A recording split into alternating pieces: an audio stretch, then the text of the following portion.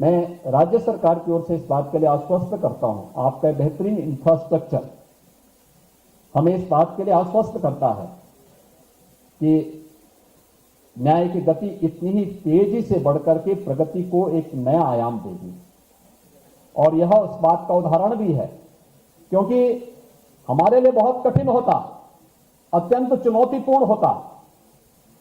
प्रयागराज में महाकुंभ का आयोजन सफलतापूर्वक हुआ। 66 करोड़ से अधिक देश और विदेश से आने वाला श्रद्धालु जो भी आया अभिभूत होकर के गया, लेकिन इसमें बड़ी भूमिका हमारे इलाहाबाद उच्च न्यायालय की भी है। इलाहाबाद उच्च न्यायालय की इसलिए भी है कि अगर हमारे किसी कार्य को एक बार स्टे कर देते तो कुंभ के पहले तो नहीं पूरा हो पाता, लेकिन वो कार्य उन्होंने स्वयं अपने स्तर पर लग करके उस कार्यक्रम को आगे बढ़ाया और पूरा आयोजन कुशलतापूर्वक संपन्न हुआ और प्रयागराज को एक पहचान मिली। आयोजन इतने बड़े स्तर पर हो सकता है,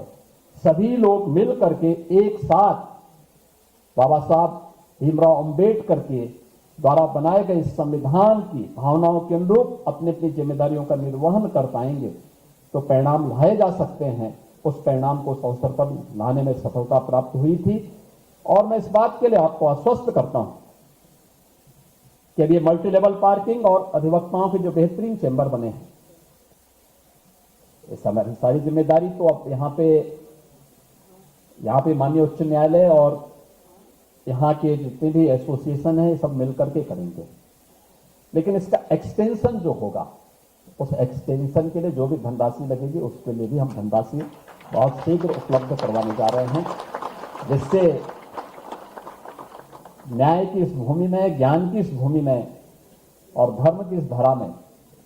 हम और भी बेहतर कर पाएंगे, जिससे उत्तर प्रदेश के वादकारी को